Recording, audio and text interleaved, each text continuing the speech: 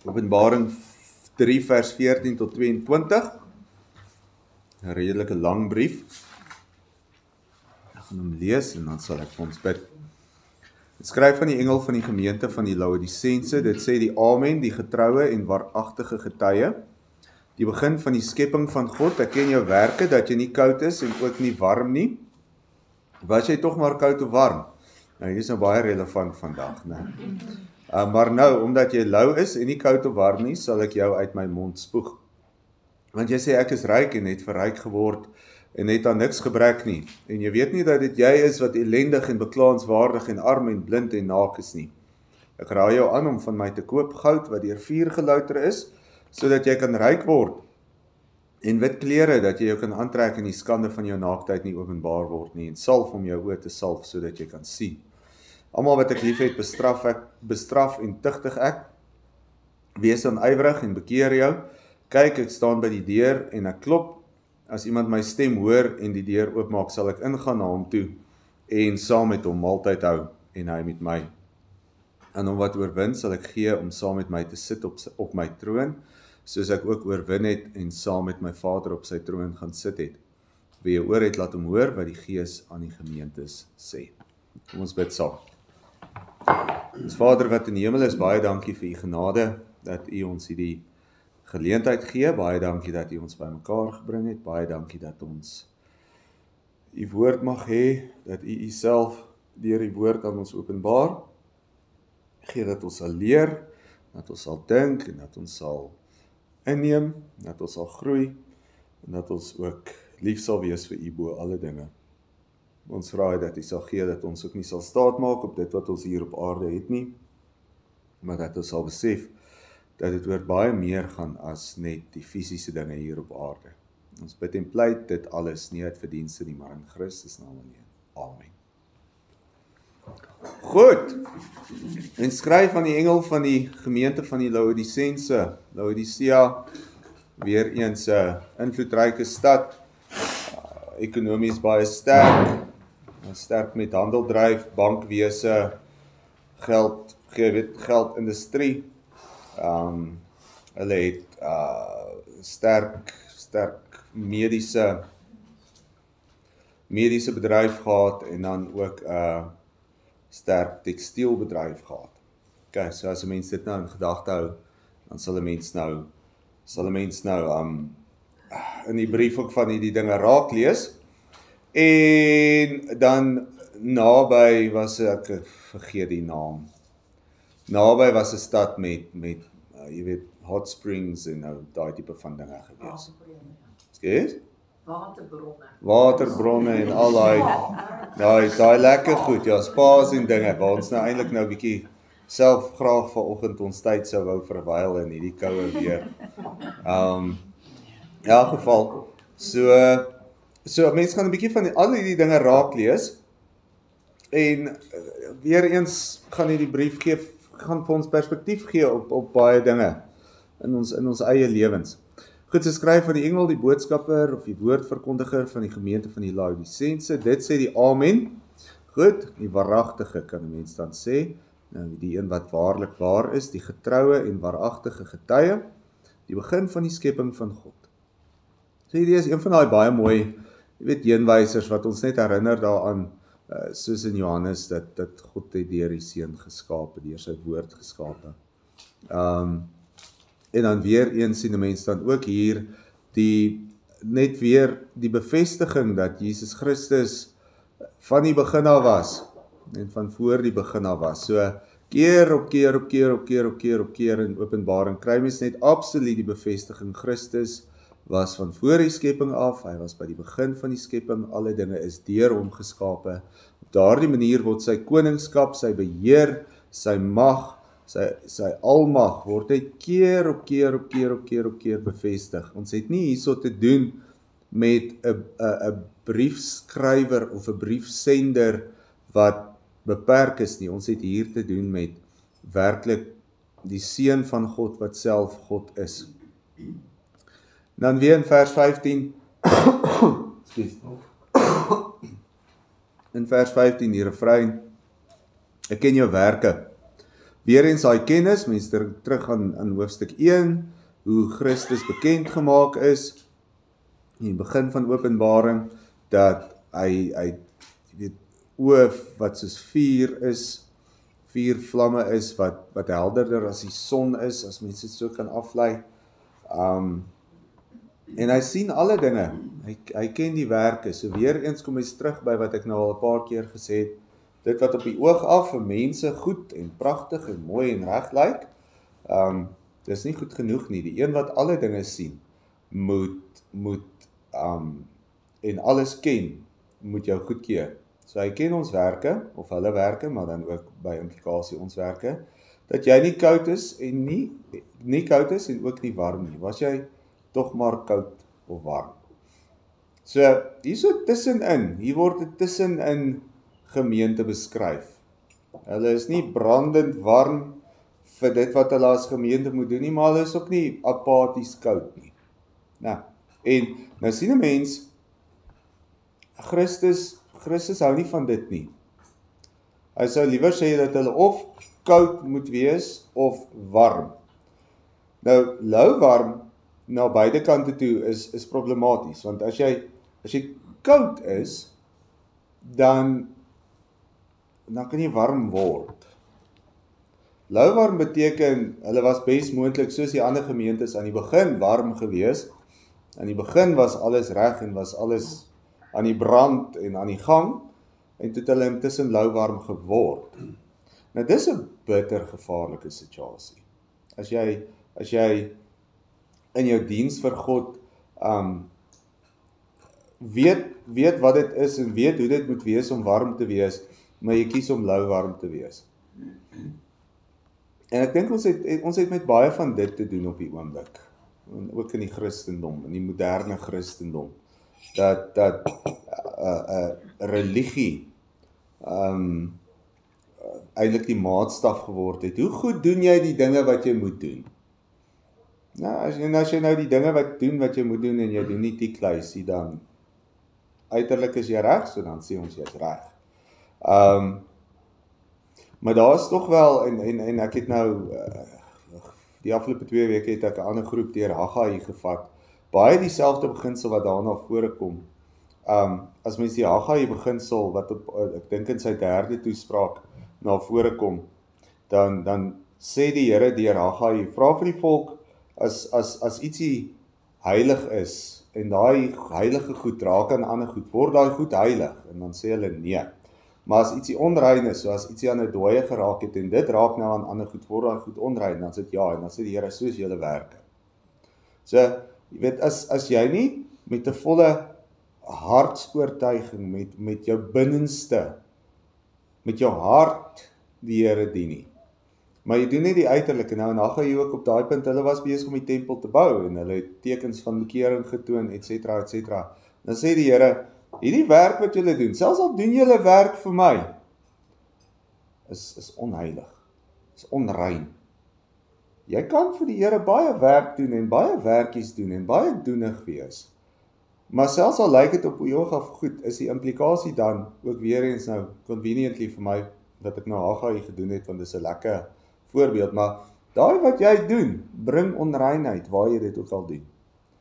En dit haak vir my baie mooi aan hierdie lauwarm konsep. Nou, lauwarm is nie goed nie. Lauwarm maak nog lauwarm. Dit is 'n ding wat maklik loop. Dit is 'n baie mensgesentreerde ding. Warm is natuurlik baie goed. Dit is goed. Dit is in sy volste vorm wat dit moet wees, en koud is in sy volste vorm wat dit moet wees. Lauwarm is nie goed in hierdie konteks nie. Goed, so mense kan baie daar praat, maar ek dink die beginsel hierso is redelik duidelik, en ek dink dit is redelik vanselfsprekend. Maar nou omdat jy lou is en nie koud of warm nie, sal ek jou uit my mond spoeg. Okay, dit is baie interessant, né? Yskoue water kan ons nogal drink, meeste van ons, en lekker warm kan ons nogal drink, maar daar's min dinge so sleg soos 'n slukkie lou warm water. As jy nou die hele dag gewerk het en in die tuin of iets gewerk het en jy wil nou gou-gou uit die kraan uit drink en daai kraan staan buite en jy kry daai plastiek smaak lou warm slukkie water so in jou mond, en dan dis regtig nie lekker nie. Of as jy nou, jy weet, baie ver fietsry en die water in jou waterbottel het nou ook al lou geword, jy wens vir 'n ou koue ou dingetjie. En ek het al baie terwyl ek fietsry, nou as ek daai lou warm slukkie so van dan spoeg ek hom uit, ek is liewers, dis net rarig nie aangenaam nie, en ek dink dit is maar universeel, ek dink dit is deel van menswees, en smaak jy in jou mond en alles, is dat daai lou warm is iets wat jy wil uitspoeg. Precies, ek het gehoor, so die koud hieroor gaan nie om koud te wees in geloof nie. Dit gaan oor die goeie van koud en die goeie van warm. Ja, wees ten minste wat jy moet wees. So ek dink baie mense sal hierdie lees en interpreteer en sê, maar die koud is sleg en die warm is goed. Maar eintlik, soos ek het hier verstaan, is dit, wel, as jy dan koud was, dan was jy koud. Dan was jy wat jy moes wees. Nou, ek dink nie dis verkeerd die implikasie dat die koud verstaan ons, en ek dink dit is maar ook universeel menslik, dat jy weet, 'n koue houding beteken jy is apaties, of jy ken nie, of jy weet, so ek dink nie dis 'n verkeerde interpretasie om te maak nie, maar mens maak daai interpretasie deur 'n algemeen kulturele bril. Hier staan nie koud is verkeerd nie. Hier staan om veronderstel te wees om koud te wees, maar lou te wees is verkeerd. En of veronderstel om warm te wees, maar lou te wees. Dit is die probleem. Yes. As ons nou noem dat as jy lou is, dan kom jy van 'n staat van of koud of warm af. In hierdie geval kom jy van 'n staat van warm af. Met ander woorde, was die volle toegewyd aan die Here en was gelowig geweest. Ja. Hy begin afvallig raak. Ja. En daarom het hulle van warm geloof na 'n lou geloof, en dit is onaanvaarbaar vir die Here. Ja, maar weer eens hierso, dit is ook nie so duidelik nie, want ons kry nêrens die aanduiding dat hulle warm was nie. Dit kon wees dat hulle, jy weet, dit kan ook wees dat koud beteken jy ken die Here nie, en dan kom jy tot geloof, maar mens kan ook geleidelik in daai proses groei. Mens het nie dadelik daai, jy weet, daai groot warm, so dit is wat ek sê, die voorbeeld, mens kan baie in dit inlees, maar mens moet gaan kyk wat werklik in die teks staan. Maar die interpretasies kom by dieselfde ding uit. Moenie lou wees nie. So of jy nou van die begin van jou geloof af geleidelik gegroei het, en jy het by lou warm uitgekom en jy daar gestop en gesê dis genoeg, en of jy 4 warm toe gegaan het en dan lou geword het, albei is ewe erg. Want op die einde van die dag, as mens nou verby die voorbeeld kyk, jy moet werklik ten volle die Here dien. Jy moet wees wat jy veronderstel is om te wees.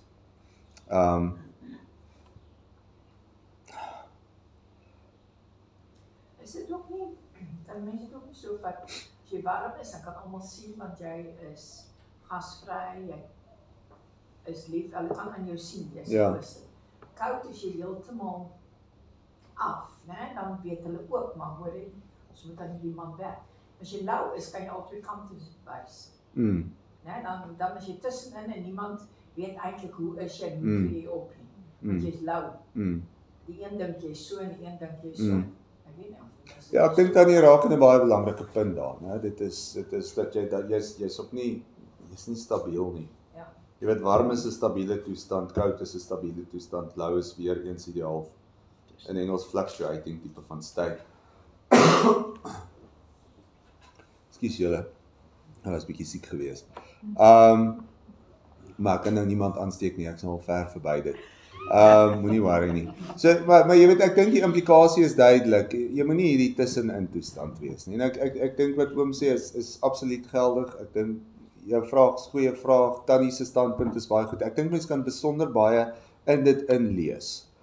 En ek dink die voorbeeld is ook van so aard, hy is so hier gesit dat dit eintlik 'n oop tipe interpretasie situasie is, want ons weet nie presies. Jy weet, baie mense sal sê ook met hulle bekendheid met die warm bronne in die omgewing en alles, jy weet, dan sal daar nou baie dinge oor gesê word, maar dit word nie pertinent in die teks gesê.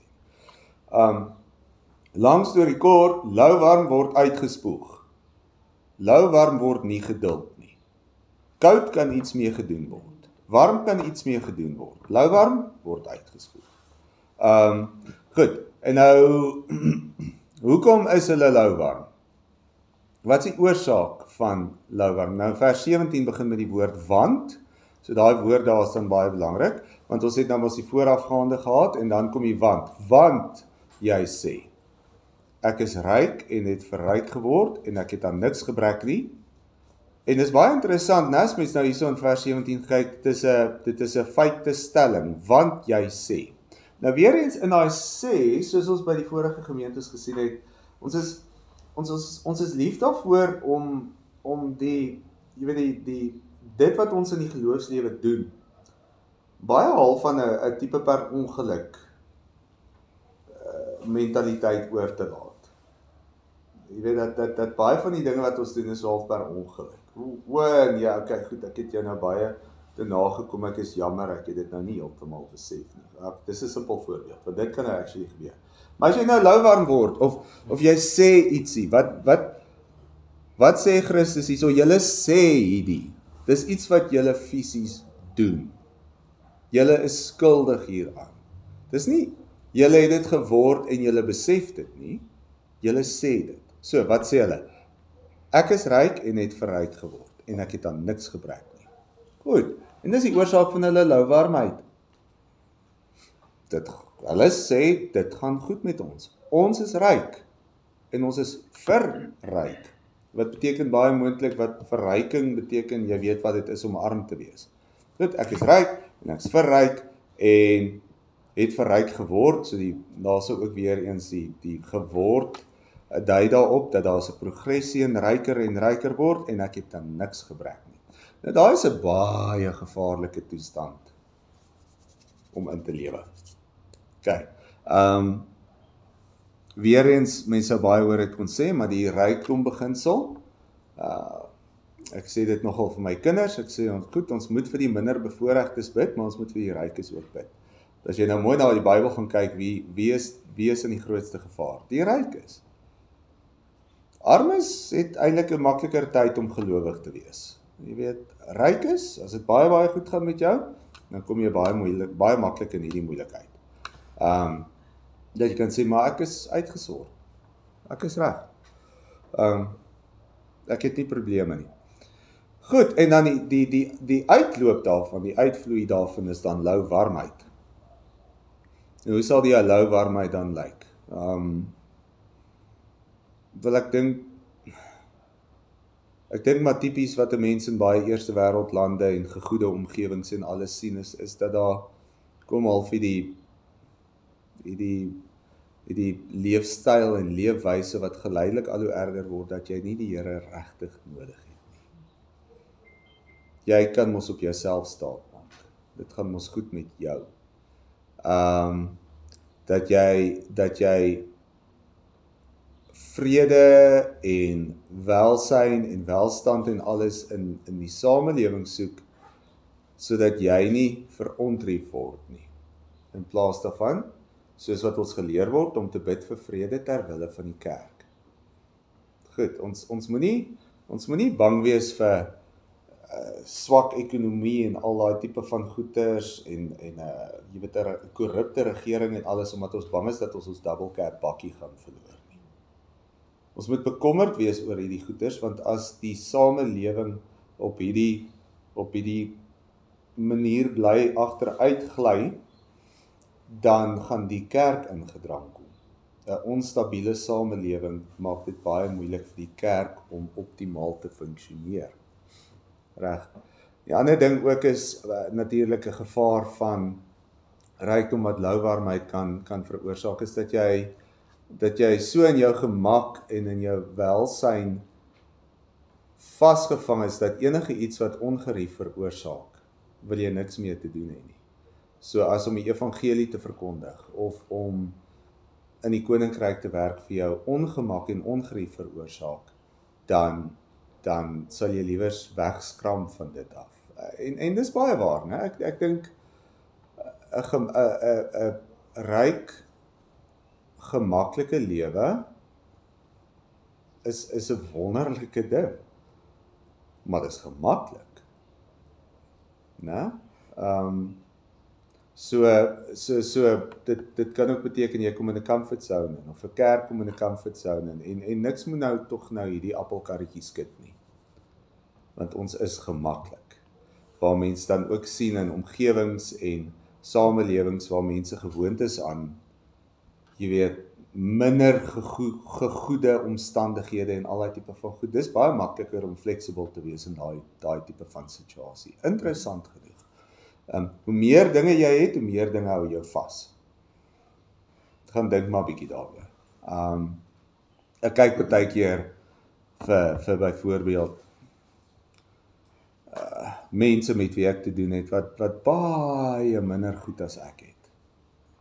Met minder goed kom minder bekommernisse, met minder goed kom minder beperkings. Ek dink die wêreld weer eens die afgelope paar jaar was die kerk alweer vooruit met die hele minimalism movement, né?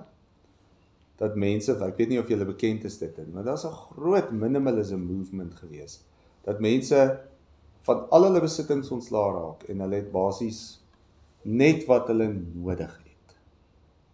En dan sê hulle, en weet julle wat, saam met dit het daar 'n absolute vryheid in my lewe gekom. Ek het nie meer so baie goed nie.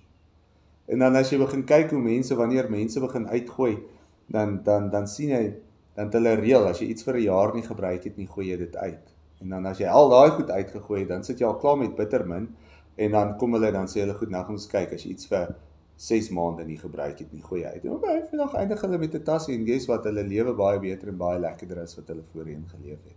Ons sit met kaste, en ek kritiseer dit nie, maar met meer goed kom meer verantwoordelikheid en kom al daai tipe van dinge. Minder goed, meestal is maak 'n meer flexible lewe, maar dan aan die ander kant ook, as jy die goed het, moet dan nie gaan sê ek is ryk en ek het verryk geword nie. Wie gee om? Hoekom is jy ryk? Hoekom het jy verryk geword? Hoekom gee die Here vir jou hierdie rykdom? Hoekom bring hy dit op jou pad? Onthou wat ek ook al baie gesê het, as die Here jou seën, dan gee hy vir jou die vermoë om te doen wat jy moet doen in sy diens. So as die Here jou seën met baie middele, gebruik jy dit, wend jy dit aan in sy diens, in sy koninkryk, selfde wie as en dan gaan hy, al die silwer en al die goud behoort aan die Here. Hy kan vir jou gee en hy kan wegvat.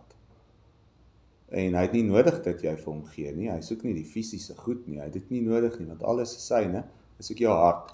Goed, nou voordat ek te veel daaroor praat, in elk geval dit maak hulle dan, in die oë van die wêreld lyk hulle obviously goed, weet, mooi huise, mooi perde, jy weet seker baie slawe en goeders en al daai tipe van goed, invloedryk in die besigheidswêreld en besighede en al daai tipe van goeders. En dan wat sê Christus dan, hoe lyk hulle vir hom? En jy weet nie. En nou kom hierdie gedeelte waarvoorheen sê Christus vir hulle, julle sê, julle hierdie bewustelik doen julle. Nou is hier iets wat hulle nie weet nie, is iets wat hulle onbewustelik is, maar nie weet nie. En jy weet nie dat dit jy is wat ellendig en beklaanswaardig en arm en blind en naak is nie. Nou, agter hierdie staan volgens my ietsie dat in hierdie rykdom en verryking wat hulle ervaar het en dat hulle aan niks gebrek het nie, dat daar moontlike arrogansie en 'n hoogmoed ook was. Dat hulle moontlik neergekyk het op armes. Op hulle wat ellendig, beklaanswaardig, arm, blind en naak is. Ons is beter as hierdie, ons wil niks met hulle te doen nie. Nou sê Christus, maar eintlik is jy dit. Jy dink jy is nie dit nie, of jy het van dit afgekom en bo dit uitgereis, maar jy is dit. En dis baie interessant ook weer eens, net in die heidense wêreld speel ietsie baie soortgelyks af, né? Die jong mense is verskriklik blootgestel hier aan. Almal wil YouTubers wees en instant multimiljonêers en al daai tipe van goed, want dis wat hulle sien op sosiale media. Maar as jy werklik gaan kyk na daai mense en jy gaan kyk net 'n bietjie mooi, dan besef jy, maar jy is so sad. Wie gee om dat jy 'n garage vol 150 eksotiese karre wat miljoene dollars elk kos? Wie gee om? Want ek kyk na jou as persoon en ek sien 'n leë dop. En ons sien dit in die wêreld. Nou, wat nou as Christus dit van die kerk sê, né? Ek raai jou aan. Nou kom die oplossing. En dis baie mooi dat hierso kry hulle nie raas nie, baie interessant. Daar's 'n waarskuwing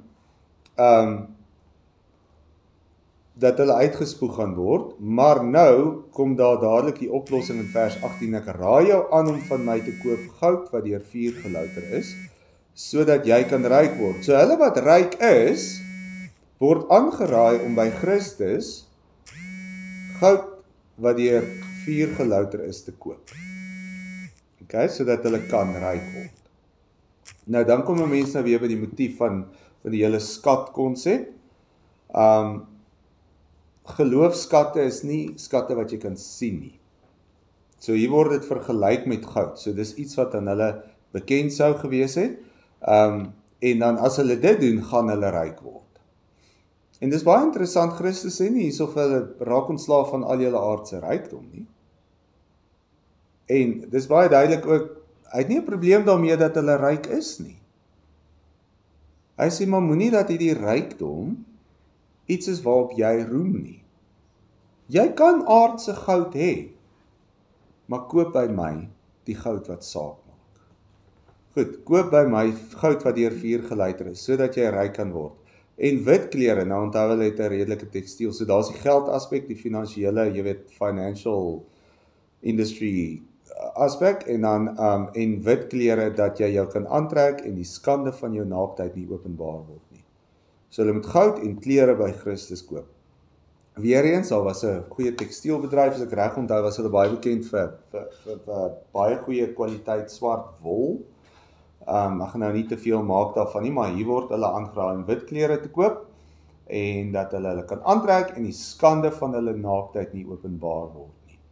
Goed, nou hoe sal die skande van hulle naaktheid openbaar word? Op 'n punt is aardse rykdom ook nie meer genoeg om jou van die oë van hulle wat na jou kyk te beskerm.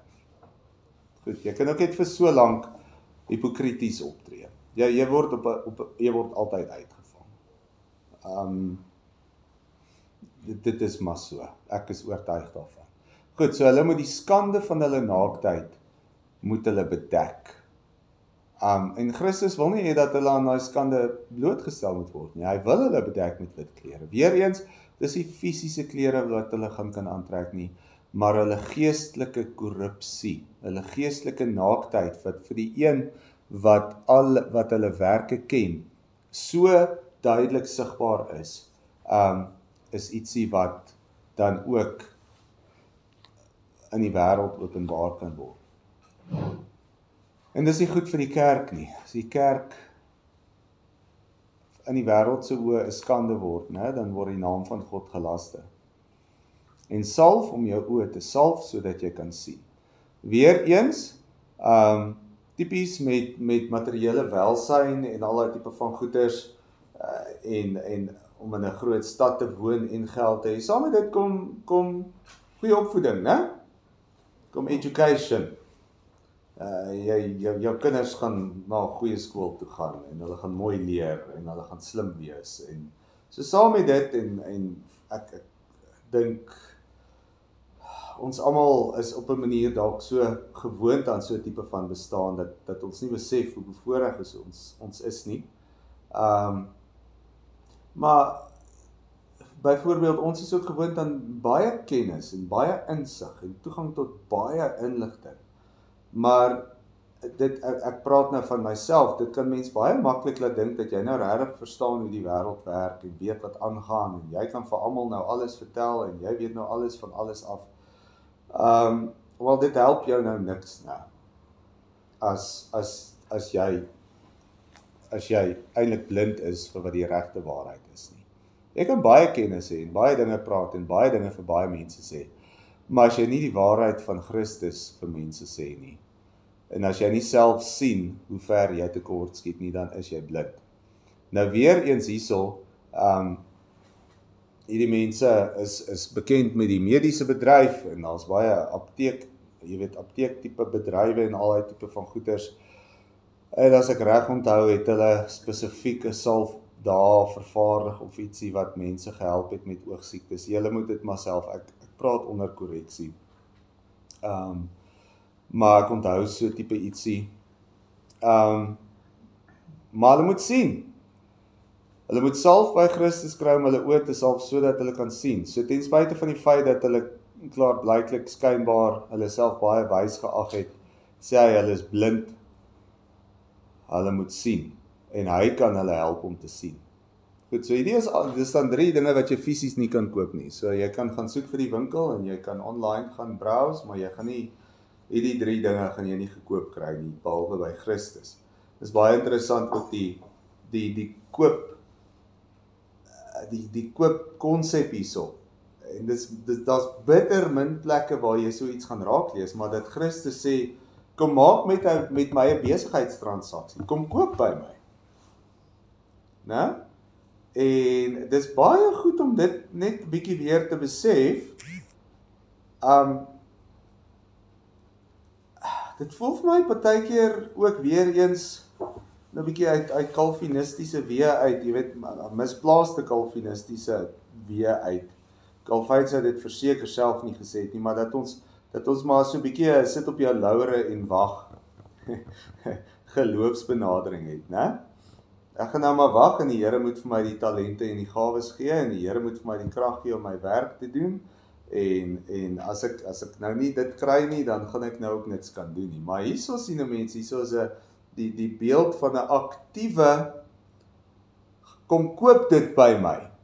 Nou wat impliseer om ietsie te koop? As jy nou 'n gesin groot maak, dan is dit nou bietjie anders. Dan moet jy nou goeders koop wat jy nie noodwendig wil koop nie. Soos baie kos by Checkers en sulke goed. Dis nou nie die tipe koop waarvan ons hier praat nie. So as jy nou ietsie sien wat vir jou mooi is en jy wil dit hê, jy weet, miskien nou die nuwe Makita handdrill of die handsak of die paar skoene of die kar of die wat ook al. Ons weet, as jy in jou sitkamer by die huis sit, gaan daai ding nie joune word nie. Jy moet aktief gaan en dit gaan koop. Nou wat in daai beginsel het 'n mens dan, daar's iets wat jy wil hê. Jy moet dit wil hê, want anders gaan jy dit nie koop nie. Goed, miskien, jy weet, wil ek die massas brood hê wat ek by Checkers moet koop, want ek weet as ek dit nie koop nie, dan sal anargie in my huis, want 'n hongerkind is nie 'n goeie ding nie. Okay, so miskien wil ek dit ook koop. So, maar daar moet fisies 'n soeke wees om iets te bekom. En dan moet jy iets gaan vat wat vir jou van waarde is, en dan moet jy dit gaan koop. So, gaan oordink maar bietjie hierdie, dat Christus hier vir die gemeente sê, die koopbeginsel, jy moet iets vat wat vir jou waardevol is, en jy moet weet wat jy by Christus wil hê, en dan moet jy dit gaan koop, by Christus. Dis nogal interessant, né? Die hoe en die wat sal ons nou vir ure besig hou, maar net op 'n baie basiese vlak sou 'n mens kon sê, jy moet opoffer. En opoffer is ook nie die ideale woord nie. Jy moet in jou hele wese moet jy 'n offer wees. Jy moet wil die goud hê wat jou ryk maak, sonder dat dit noodwendig nou hierso fisies in jou hande kan wees. Jy moet die klere wil hê wat jou skaamte en jou skande kan bedek. En jy moet wil sien dat jy reg kan kyk, reg kan sien wat dit is wat jy moet sien. En dan moet jy dit gaan koop.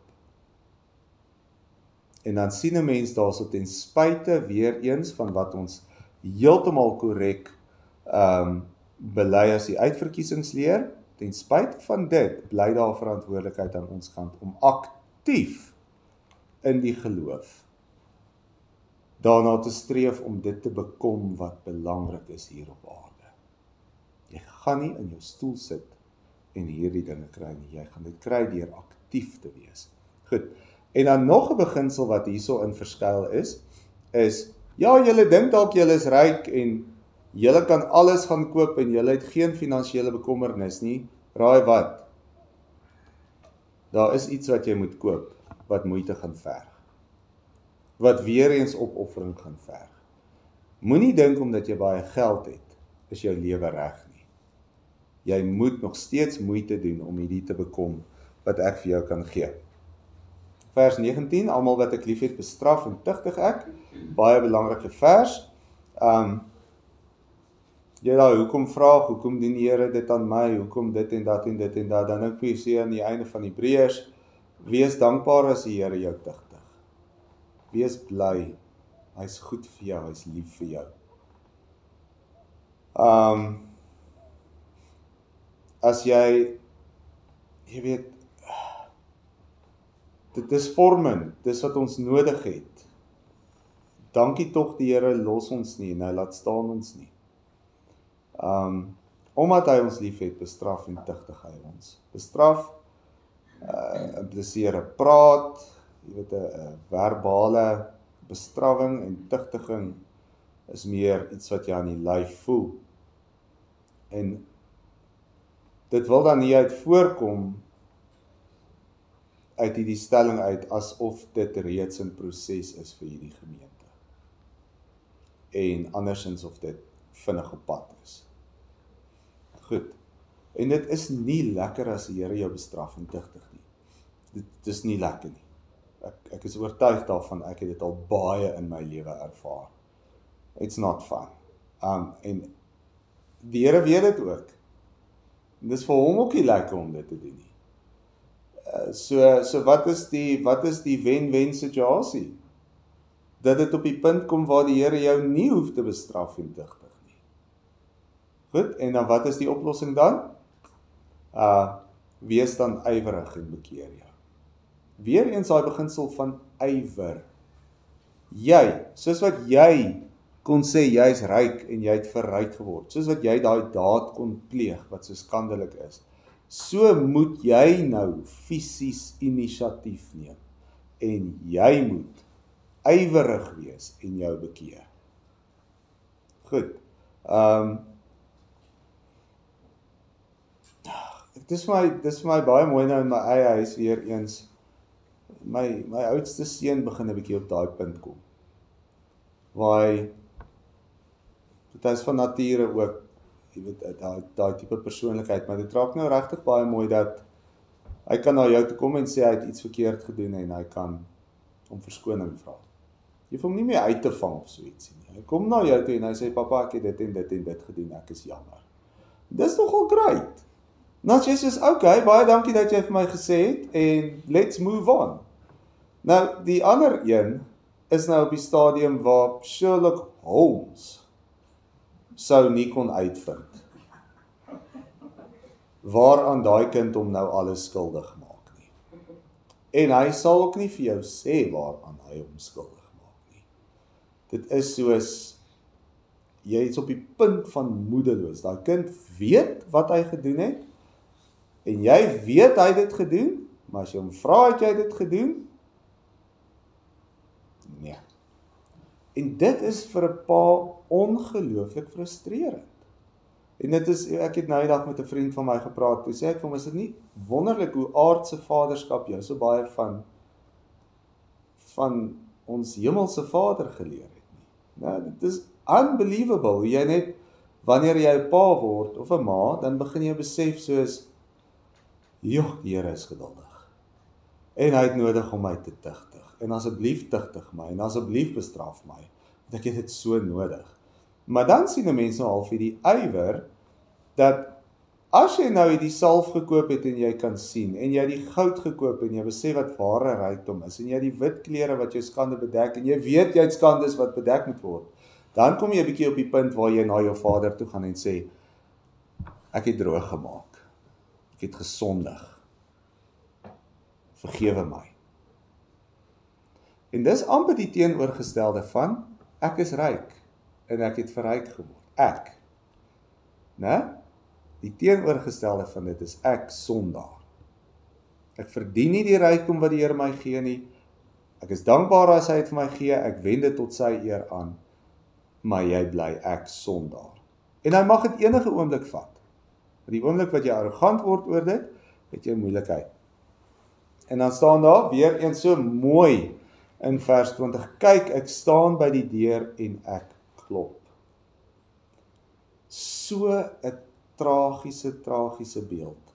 Elke keer wat ek dit lees in verskillende, die idee dat Jesus Christus geduldig by die deur staan en klop. Okay.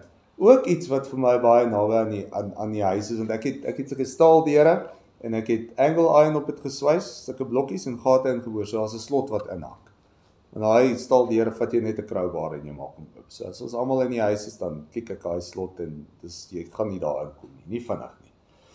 Maar nou natuurlik, nou werk ek buite in my kantoor, dis ek vir die kinders op 'n punt in die middag, dan skree ek nou na die huis, maak die deure toe, en die huis moet nou begin warm bak van binne af.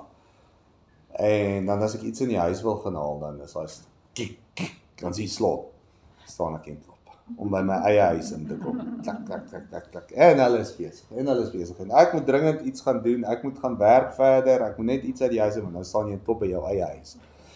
En dink ek baie keer, goed, weer eens 'n voorbeeld is altyd skiet te kort, maar Christus klop aan sy eie kerk se deur. Nou, dit is tragies. Die hele beeld. Maar dis iets wat hy doen, en het openbaar weer eens iets van God se liefde, né? Dat hy is bereid om by die deur te staan en klop. En hier is hulle besig, arrogant, ons is ryk en ons het verryk geword, en besig met hulle besigheid, met al hulle goed, in die meantime staan Christus en klop. Dus mag ek inkom asseblief? Né? Dit is verskriklik tragies, maar dit is baie mooi ook, dat weer eens sien 'n mens ook daai verbondsbeginsel, dis God wat na die mens toe nader. Dit is nie ons, die beeld is baie duidelik, as ons moes doen wat ons wou doen, dan was daar geen tyd vir enige godsdiens in ons lewe nie. Nee, en daar staan hy en hy klop. As iemand my stem hoor, impliseer ook dat hy staan en roep. Goed, so as ek nou daar by die huis geklop het, en dan begin ek nou roep. Okay, en nou roep is nie altyd baie geduldig nie. As iemand my stem hoor en die deur oopmaak, sal ek ingaan na hom toe, en saam met hom maaltyd hou, en hy met my. Hoekom klop Christus? Want hy soek gemeenskap. En intieme gemeenskap. Jy weet, mens eet nie sommer net saam nie. Dis baie interessant, hoe om saam te eet, net iets doen. Ek dink dit is in ons ingeskape. Saam eet verander 'n verhouding. Dit verander moontlik omdat met 'n saam eet 'n gesprek kry albei partye actually tyd om te praat.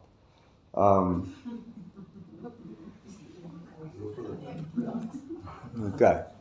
Goed, so as jy nou met iemand soos ek praat op 'n goeie dag, en ek moet nie ietsie kou of sluk nie, dan gaan jy nou ook nie kans kry om iets te sê nie. Ek sê dit tot my eie skande. Goed, maar daar's ietsie wat gebeur, en wat is die doel hiervan? Christus wil maaltyd hou. En dis ongelooflik moeilik om maaltyd te hou met iemand van wie jy nie hou nie, né? Dit is horrible, as jy moet eet saam met iemand wat jy verpes. En ek dink meeste van ons was al in daai situasie gewees. Dit is net soos kan nie die net verbygaan. Maar as jy eet saam met iemand van wie jy hou, dan staan jy goed op die einde van die dag op die tafel, en jy weet, jy hou aan kuier, en dis lekker, en jy hou aan kuier, en dis lekker. Maar dit is wat ons hier sien, Christus wil tyd met hulle spandeer. Hy wil inkom, hy wil saam met hulle eet. Goed, en dan is baie mooi dat dit ook gekoppel word hierso, vers 19, vers 20, dat die tug en die bestraf het ten doel op die einde van die dag om saam te kan eet. Ek sien dit so. So, ek wil saam met jou eet, maar op hierdie punt is jy nie iemand saam met wie jy kan eet nie. En tugtiging en bestrawing gaan maak dat die klop en roep by die deur ophou. Jy weet, die goed is so interwoven. Gaan lees maar, en gaan dink 'n bietjie self daaroor, is my besonder ryk verse hierdie. En hy met my, so weer eens dan sal, wanneer Christus met ons maaltyd vier, en ons wil ook met hom maaltyd vier, God sit met aankla maak. Reg, aan hom wat oorwin sal ek gee om saam met my te sit op my troon, dis groot Goed, as jy kyk wat Christus moes deurgaan om die troon in die hemel te bestyg. En nou staan daar aan hom wat oorwin. Nou weer eens is daai self-propelled action beginsel, né? Nie aan hom wat die oorwinning ontvang nie, aan hom wat oorwin. Weer eens sien ons daar's 'n verantwoordelikheid vir jou as Christen. Jy moet oorwin. Jy kan nie weer eens net op jou stoel sit en ietsie wen nie. Imagine nou 'n soccer World Cup waar 'n span opdaag en daar sit 'n ry gemakstoele daar langs die veld en hulle gaan sit. En na die game klaar hulle dat hulle nie gewen het nie. Jy moet sokker speel as jy die game wil wen. Dieselfde hierso, Christene moet oorwinnaars wees in Christus deur die krag van die Gees, nie uit eie krag nie. Maar jy moet nog steeds daadwerklik dade pleeg. Jy moet aktief wees, jy moet besig wees. En ek dink hier begin 'n mens sien wat dit beteken om warm te wees. Jy is aktief besig. Jou besluitneming, jou mond, jou praat, fokus nie daarop dat jy ryk is en verryk geword nie. Dit fokus daarop dat jy oorwin. En wat is dan ook een van die dinge wat spesifiek hier oorwin moet word, is arrogansie as gevolg van rykdom. Oorwin dit. Moenie ophou ryk wees nie, maar oorwin jou siening ten opsigte van jou rykdom en baie ander dinge. So ek gee hom saam met my op my troon te sit. Nou, dit is 'n baie groot beloning, soos ek ook oorwin het en saam met my Vader op sy troon gaan sit het. Baie belangrike beginsel. Christus het nie sy werk op aarde kom doen deur niks te doen nie. Die vervulling van sy roeping hier op aarde was harde, swaar, moeilike werk. Veel eisende werk. En hy het oorwin deur te doen. So, in navolging van Christus hier op aarde, hoe oorwin ons? Deur te doen. As jy nie doen nie as Christen, is jy lou. En dan gaan jy either uitgespoeg word, of die Here gaan met jou geduldig wees en hy gaan jou bestraf en tigtig. En dan gaan jy weer warm word. Wie jou oor het, laat hom hoor wat die Gees aan die gemeente sê. Weereens, hierdie is nie net beperk tot Laodicea nie, hierdie is vir almal bedoel, al die gemeentes van alle eeue, dis my interpretasie daarvan. Goed, so wat doen 'n mens as jy 'n kerk wil vernietig aan die einde van die briewe nou? Jy bring afgodery en hoerery in. Baie interessant dat hierso niks van die seksuele kant van die spektrum gesê word nie, né? Maar hy is self vir afgoding. Die eie ek staan voorop hierso. Wat moet gebeur? Die eie ek moet verander in iemand wat oorwin. Deel van die oorwinning is oor die eie ek. Goed, en dis 'n vorm van afgodery. So wat doen 'n mens as jy 'n kerk wil vernietig? Hoerery, afgodery. As julle 'n lekker oefening sou doen net vir julleself. Vat 'n skryfpapier of wat ook al, gaan maak 'n lys van die beloftes aan die einde van elke brief. En dan word jy 'n bietjie opgewonde oor wat beloof Christus vir ons as ons getrou is. Dis 'n lang lys beloftes en dis baie special beloftes. Pilaar in die tempel vir ewigheid, etc, etc. Saam eet, nuwe klere ontvang, nuwe naam ontvang, klippie met 'n naam ontvang.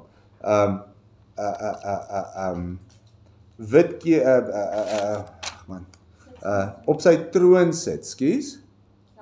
Ja, op sy troon sit. Dit net uit hierdie uit, so al weggesteek in die briewe, is 'n wonderlike groot prent van wat dit gaan wees om in ewigheid saam met Christus te regeer. Verskriklik troosvol en verskriklik baie om na uit te sien. So ek moedig julle aan, gaan doen dit bietjie as 'n oefening. Gaan maak 'n bullet point list. Miskien kan iemand dit op 'n ding sit en op die groep sit. Wat as jy nou 'n wortel voor die neus wil hê in 'n geloofsin, dan is dit hierdie beloftes. En dis iets waar ons altyd, jy weet, mense lees wel ons. Ek sal baie vinnig oor dit lees. Okay, nice. Maar as jy bietjie net gaan oordink elkeen van daai beloftes, wat is die implikasie vir ewigheid? Waarmee gaan jy besig wees? Hoe gaan dit wees? Wat 'n belangrike plek gaan jy kry? Om saam met Christus op sy troon te sit. Dink nou 'n bietjie vir die res van die dag daaroor. Is die moeite werd. Is die moeite werd om te oorwin. Is die moeite werd om te luister na die waarskuwings. Is die moeite werd om ywerig te wees en te doen wat jy moet doen. Almal tevrede? Goed, dankie. Ek moet weer gaan skool hou. Kom ons bid saam. Ons Vader wat in die hemel is, baie dankie vir u genade dat u ons hierdie geleentheid gegee het. Dankie vir die wonderlike beloftes wat u ons gee as ons volhard en oorwin. Dankie dat u vir ons ook die vermoë gee deur u Gees om te kan volhard en oorwin. Ons bid en pleit by u dat u Gees kragtig in ons sal werk. Dat ons ook sal bid vir u Gees om in ons te werk. Dankie vir ons Here Jesus Christus wat ons vooruitgegaan het as oorwinnaar wat ook op sy troon sit aan die regterhand en staan en dat hy besig is en dat ons mag weet dat ons ook as ontvangers van u beloftes ook in die volëinding van alle dinge saam met hom sal regeer op so 'n spesiale plek. Baie dankie ook dat ons mag weet dat die lewe oor baie meer as net die materiële dinge gaan. Gee dat ons ook indien dit nodig is gelouterde goud sal koop by u seun, wit klere en sal vir ons oë om oop te gaan en dat ons ook sal besef dat ons werklik as Christene ook 'n lewe van besig wees in u diens en u koninkryk moet leef. Ons dankie vir die geleentheid wat u ons gegee het en ons vra dat u ons ook DV oor 2 weke weer veilig by mekaar sal bring. Ons bid u die dinge in Christus naam alleen. Amen. Baie dankie julle.